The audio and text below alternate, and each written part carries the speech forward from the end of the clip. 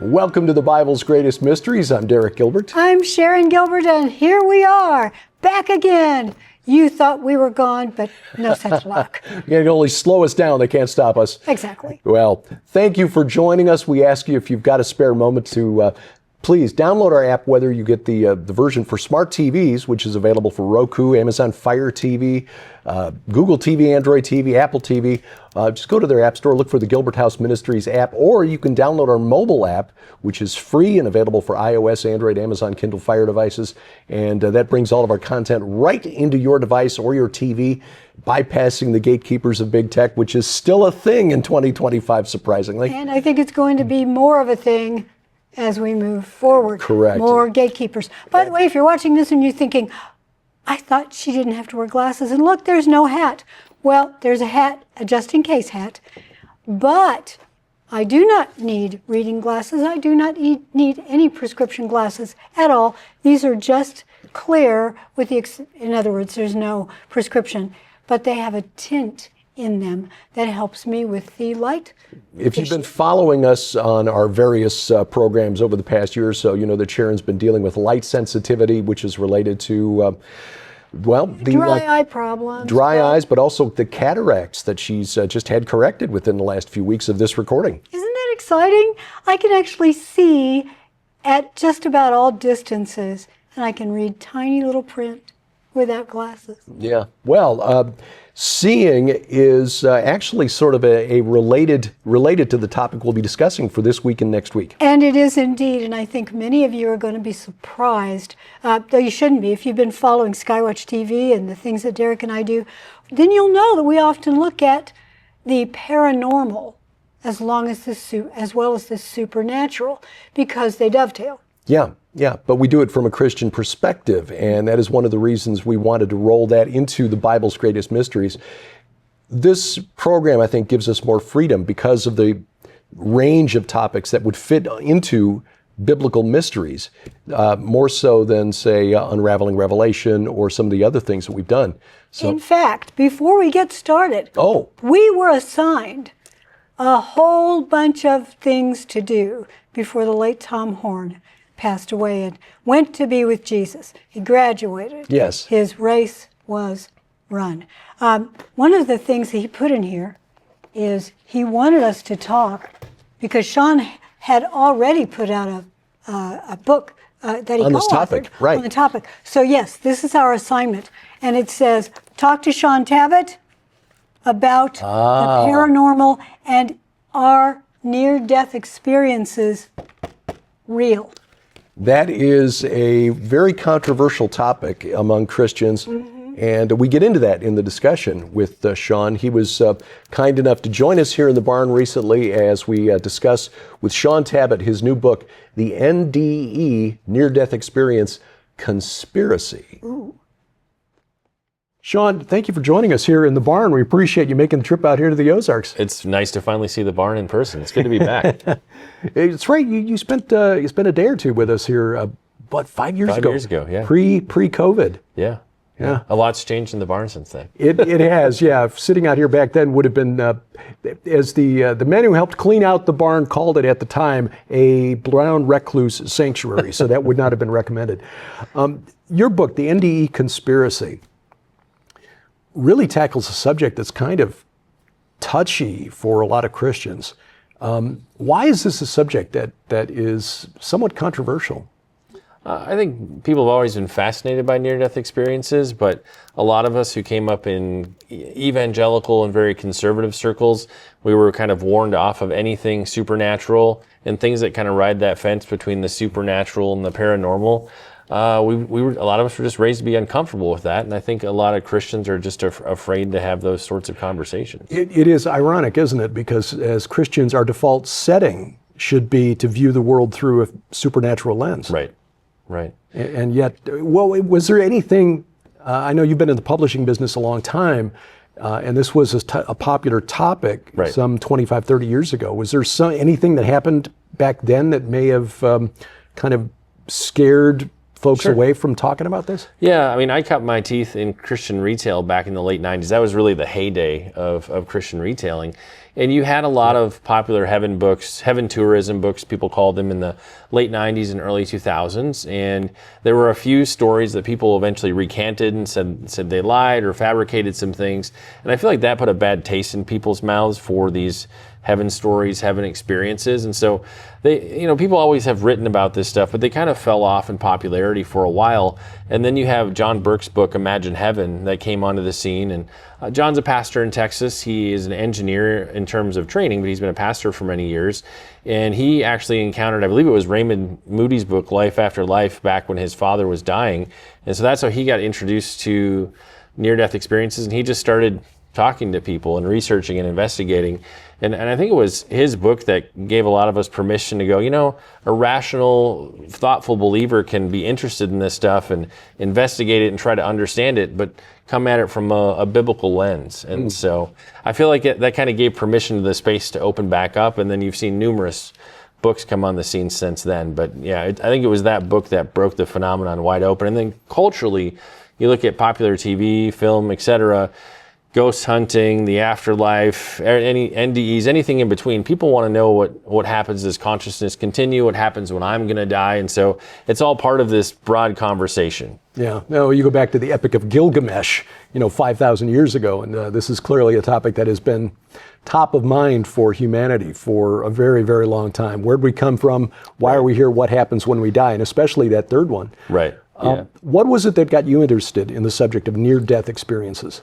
Partly it was just my work in Christian publishing. I've been in this space for about 11 years, and I still remember sitting in a publishing board meeting looking at a book proposal from a guy named Randy Kay, who at the time I didn't know Randy from Adam, and he was a business executive who had this near-death experience. And I remember thinking to myself in that meeting, who cares? Like, do we really need a heaven story from a business exec? Like, what is this really going to make an impact?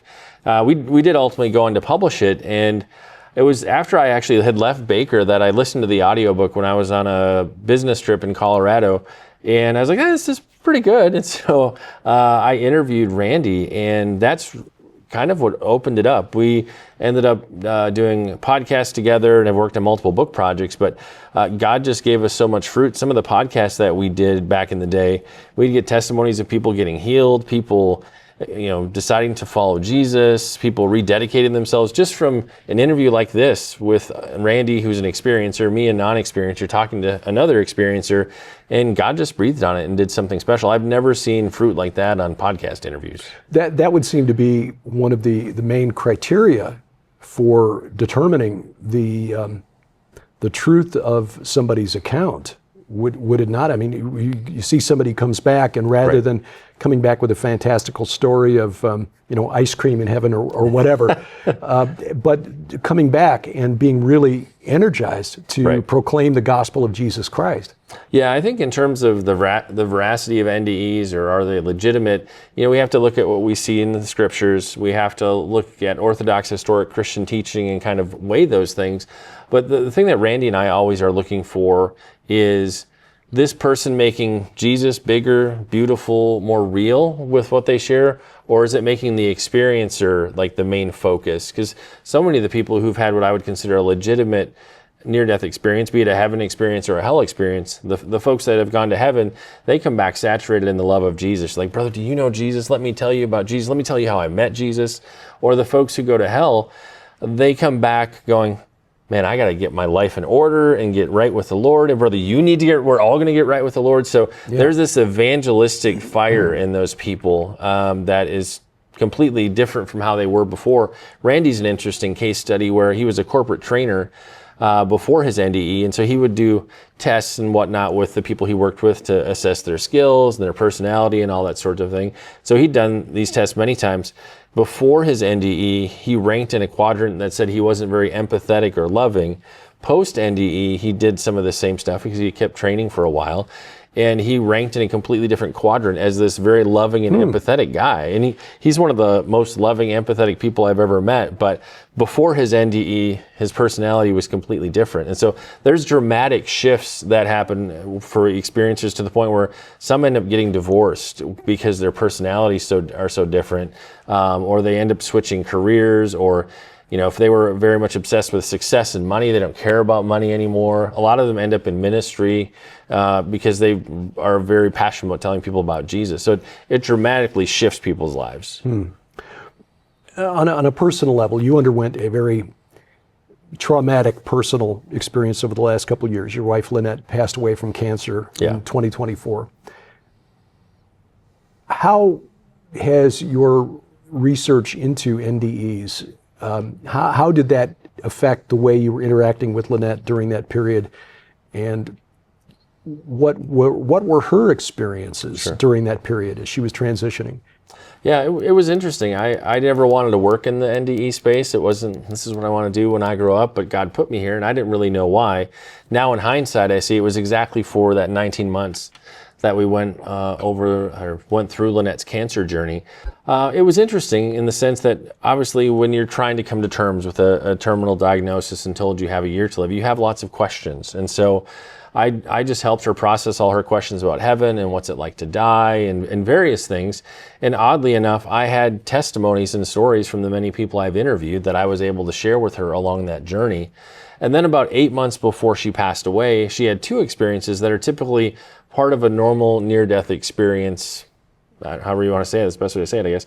But she had first an out-of-body experience where one night she found herself seemingly above my body and couldn't get my attention. And practically speaking, she was up in a hospital bed. I was sleeping on an air mattress on the floor in that room, so there's no way she really could have seen me. And we talked about that the next day, and I explained to her, it sounds like you had this out-of-body experience. Here's what they are. And, it just kind of helped her come to terms, get comfortable with that. And then that same week, she also had what I would best describe as an open vision of meeting her welcoming committee in heaven. And so she sees herself at the gates of heaven, meeting her maternal grandparents, her father, and her brother, all who had preceded her to heaven. In fact, her brother died when she was only 18 months old. And so she has this grand open vision, and we talked about that, and I was like, it sounds like you got a look at your welcoming committee. And it was just interesting because, this was 8 months before she passed, and I kind of wrestled with why did God give her that experience at that time. And I talked to Randy Kay and a few other near-death experiencer friends about it, and their best response to me was they feel like God was getting her ready for what she was going to encounter later. And I think the grace in that is because at that 8 months out, her mind was still very sound. And so she was able to have discussions and really understand things, versus as the months continued, her mind just deteriorated more and more from the cancer. And so in God's grace, I feel like he gave her a sense of some of the things she was going to experience when she did transition over. And that was something I don't know that she worried about, but she wanted to understand what was going to happen. And so between those conversations and those couple of experiences, I feel like God was getting her ready for what was to come. How did she respond to that vision? I mean, did it give her a sense of peace, of happiness, of comfort? Yeah, it really did give her a sense of happiness and comfort. And I think that is the attraction to the near-death experience space, largely. You either have people who've had experiences themselves, who they're trying to come to terms with it. They're looking for people to talk to help them understand and to relate to what they experience, because it can be very beautiful and very traumatic depending on the kind of experience you have. And then you have people who've lost loved ones. And if I had $1 for every email and comment I've gotten through the years of, I lost my grandmother or my sister, or somebody passed away, and they will start, Googling and searching on YouTube, just looking for people talking about heaven and the afterlife, because they want assurance that their loved one is okay and that they're on the other side. And that's kind of the conspiracy focus of the book, where what the algorithm serves you could dramatically impact the rabbit hole you go down.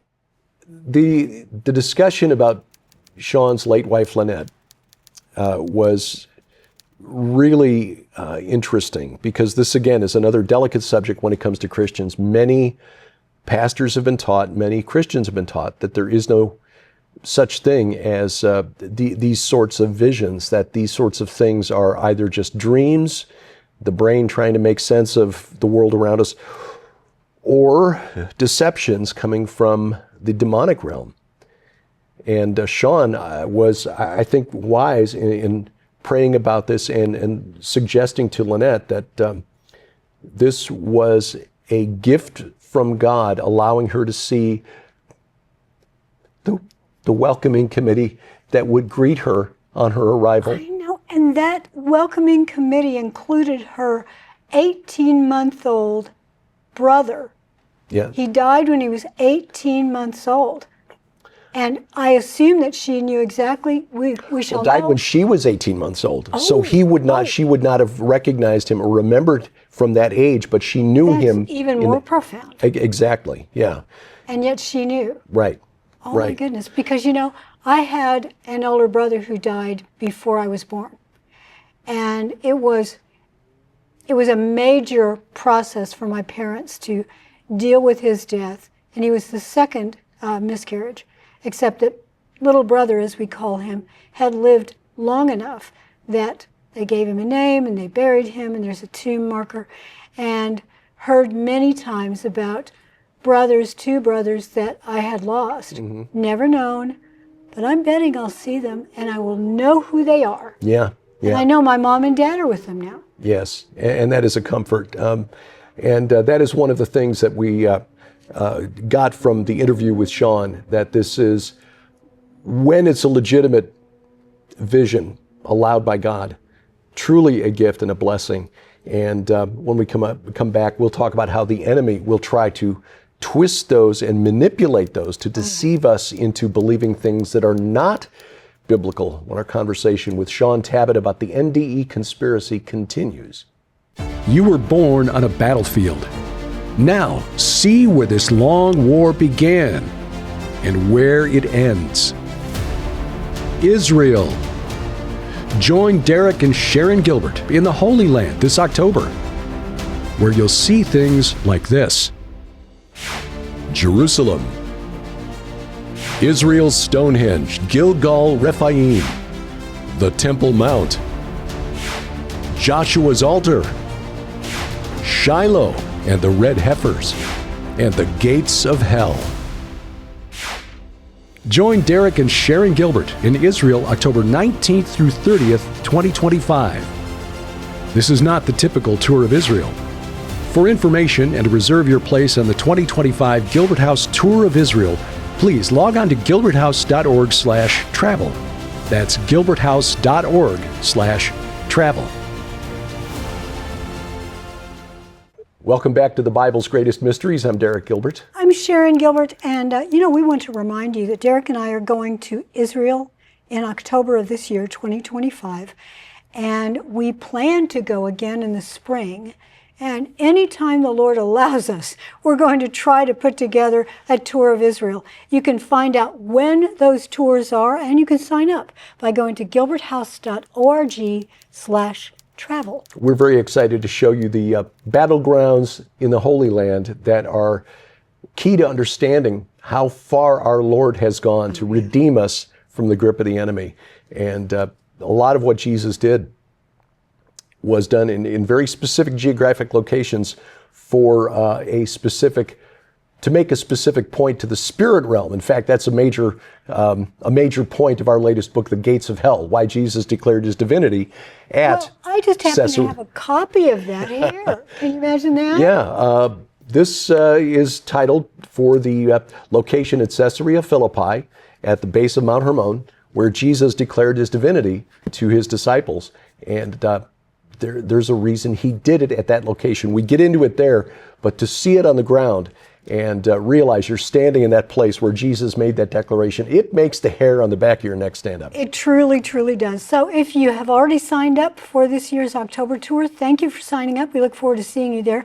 Be sure that you get your visa in advance. And I think, can you put that like a QR code to go to that website? Yeah, I'll put a QR code down on the lower third here on the screen so that you can know that's the website to go to get your visa. Israel now requires you apply for it in advance before you get on the plane in your home country, whether it's the U.S., the U.K., New Zealand. Hello, Wilsons. And it's just so that they can screen people before getting to Tel Aviv, and it's a very minor cost. It's like $7.50 US, 25 shekels. But yeah, just scan the QR code, and that'll take you to the website there in Israel. And make sure you go to that site. Yeah. Because there are a few pretender sites out there that will say they're going to get you a visa. I don't know if they will, but they charge a whole lot more. Exactly. So, yeah, it is a very simple process. It takes about a day for them to respond. It takes all of maybe 15 minutes to go through the application process it's very quick online. to say you're going as a tourist, and it's good for 2 years. Yes. So, yes, we talked about the welcoming committee, but sometimes the enemy wants to, first of all, tell us none of that happens, or there is no afterlife, or if there's an afterlife, there are different aspects to it. The enemy wants to twist all of this. Yes. Take it into places the Bible does not go. I know. And this is one of the reasons this is a very controversial topic, but this is why we so appreciate the work of Shaun Tabatt, who approaches this from a very conservative, theologically sound perspective, and it's all in his book, The NDE Conspiracy. One of the things that surprised me in researching a book that I've recently contributed to, which was about the UFO alien abduction phenomenon and so on, was seeing the surge in the spiritualist movement in the 19th century. Yeah. This began with the Fox sisters, 1840s.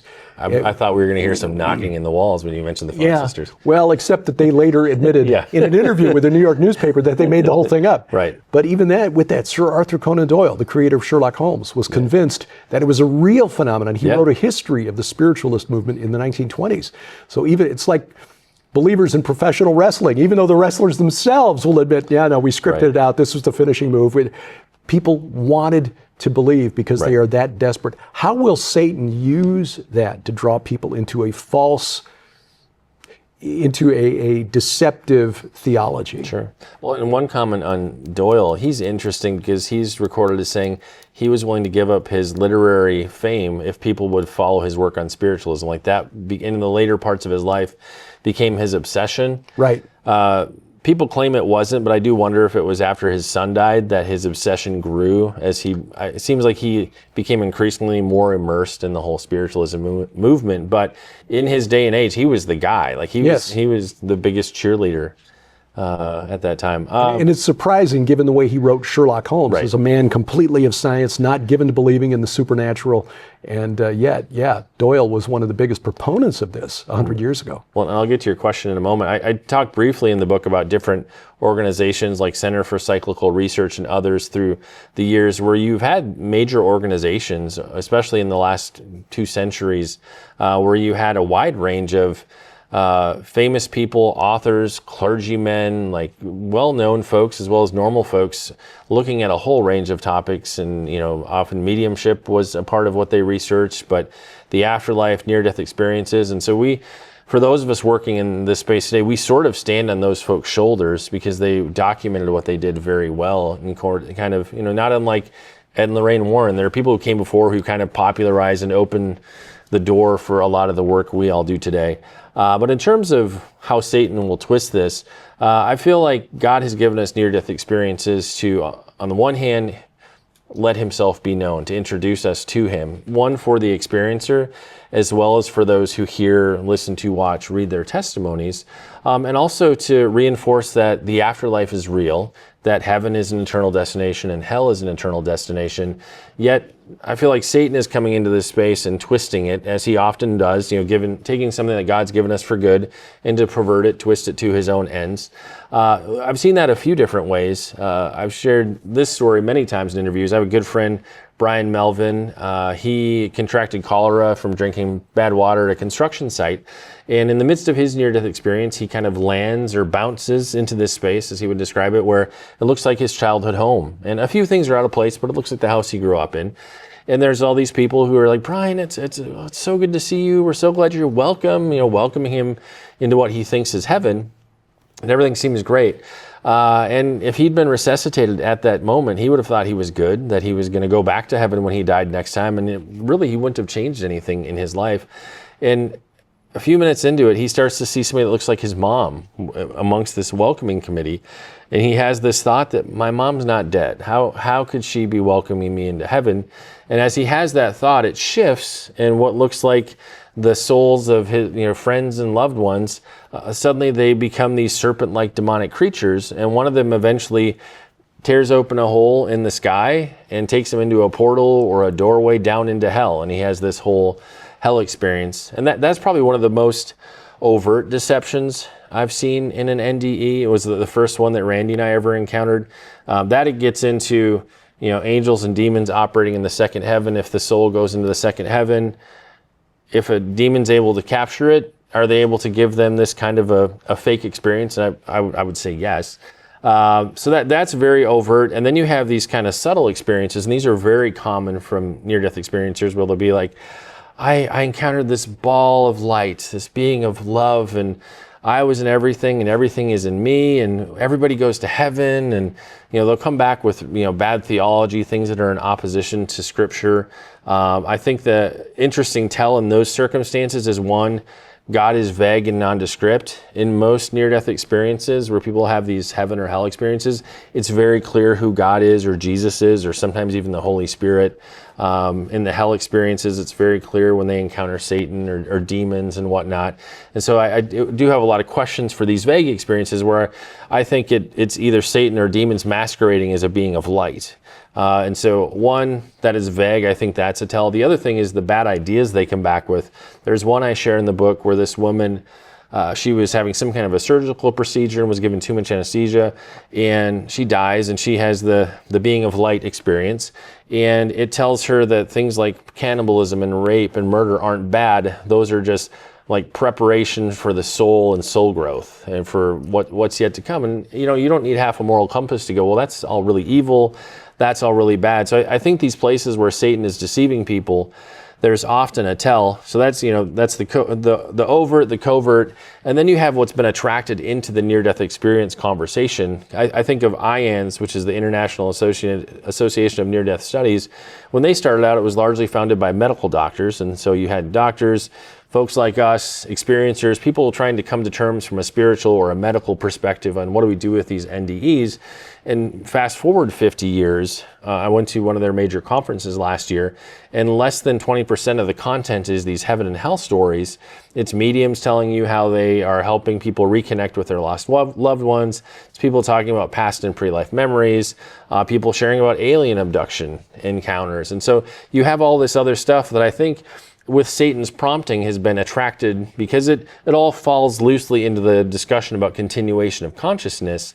But I think a lot of that is it's a distraction meant to lead you away from what God's given us to be like, hey, I'm real, you can have a relationship with me, to all these strange kind of ditches you can fall in. Because I think when it comes to past and pre-life memories, the alien abductions and whatnot, like, people kind of go down those rabbit holes and get stuck. And and especially with the psychics and the mediums, I feel like consulting with those folks is a doorway into the demonic working in your life. And, it all started out as, for so many people, a simple YouTube search because I wanted comfort about losing grandma. And, next year they're at a conference telling people about how they regularly meet with their medium and they've got a spirit guide who's an owl and this, that, and the other thing. So a lot of it's a path unto darkness. It's interesting that there are these other spiritual experiences that are overlapping. Right. We talked about this yesterday when we were on panel at Skywatch TV. There's a Venn diagram of these types of experiences, and there's an overlap in there between the near-death experiences, between alien contactees, abductees, people who are going to South America to take ayahuasca and go into the spirit realm using DMT or other psychoactive drugs. It's almost like the enemy, to keep us from hitting the target, which is the one thing that's true.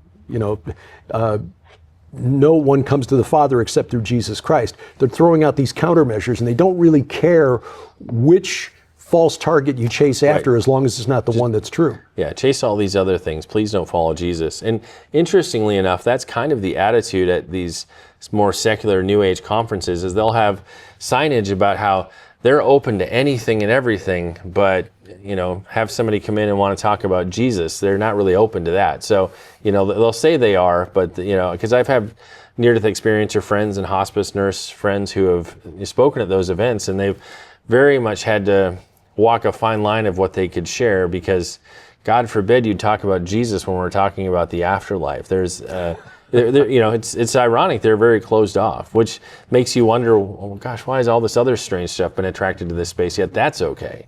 Yeah. Well, I think we all know the answer to that. If you're watching this program, you probably are already. You'll figure it out. You're tracking on that. Arthur Conan Doyle. I know that you were a big fan. When we married, she had the complete annotated works of Arthur Conan Doyle. Oh yeah, big old book. It was wonderful. And you may be surprised, you may have been surprised to hear during the interview that Conan Doyle was a major promoter of the spiritualist movement. What the irony is that as I researched it for a previous book, the Fox sisters, this was for the history of the UFO phenomenon and the contact from aliens. Getting back to Swedenborgism. Swedenborgism, right, and then getting through Blavatsky and Crowley and all that. The Fox sisters, who kicked off the spiritualist movement, the idea that the deceased would contact us through knocking on the table or whatever. Conan Doyle was convinced that it was real, even after the Fox sisters recanted and said they made the whole thing up. It is sad, but as Shaun said, Conan Doyle lost his son, and the grief of that loss may have prompted him to dive deeper into it and want to believe. In fact, even in his book, as I remember, I know I talked to him about this, that the Civil War, in many ways, kicked off a major move into this because so many families lost loved ones. Yes. And so the enemy was starting to give loved ones hints. Oh, look, Johnny can come home. You just need to help him. You need to help Johnny cross over. Things like that. Yeah. Well, this is something that was forbidden as far back as the book of Leviticus. 3,400 years ago, God told Moses, tell the Israelites not to consort or consult with mediums and necromancers, those who consult with the spirits of the dead or try to raise the dead in their spirits and to communicate with them. What was interesting was that in researching my book, The Second Coming of Saturn, was finding that the Lord, in his prohibitions on contacting the spirit realm, connected that to the worship of Molech and the sacrifice of children to Molech. There is a direct connection between that and consulting the spirits of the dead in the ancient world. There's a big difference between the Lord giving you a vision or a dream. We see in the book of Job that it can happen. We see elsewhere that prophets are given visions, and we're told that in the last days that many will dream dreams and have visions. But we're not to seek to open that door. Exactly. That is necromancy. Yeah, and that is one of the things that Shaun is talking about. That's the reason the book is titled The NDE Conspiracy, because Christian perspectives on this phenomenon have been pushed to the side, as he talked about the International Association of Near-Death Studies, or IANS, and their recent annual conferences. This is an organization that was founded by medical doctors who wanted to explore this phenomenon and understand it better, but it has now been flooded by psychics, mediums, and New Agers, and even alien abductions. Well, what was the name of the Harvard professor who talked with the experiencers, those who had been abducted? Dr. John Mack. That's right. Yeah. Well, he examined it from a scientific point of view. And getting back to Conan Doyle, he thought he was part of this movement that was looking at it scientifically, they thought. Yeah. But they were being fooled too. They were being fooled. Well, that is why Shaun's book is so important, because it is a phenomenon that many of us who've lost loved ones would like to know more about, because we miss them. Yeah. And of course we grieve. Your father and mother have passed, my father has passed, but we know that they're with the Lord. That doesn't ease the pain of missing their company. No. And missing their phone calls and the dad jokes. And knowing how much they sacrificed for us. Well, our Father in heaven has likewise sacrificed, and occasionally, as Shaun recounts in his book, The NDE Conspiracy, sometimes as a gift, he will allow us those little glimpses, if nothing else, just to remind us that the afterlife is real, and that if we put our trust in Jesus Christ, our future with him is secured. And that is really what we need to take away from this book. Hallelujah. Yeah. Well, our conversation with Shaun Tabatt will continue next week as we discuss the NDE Conspiracy, Near-Death Experiences, one of the Bible's greatest mysteries.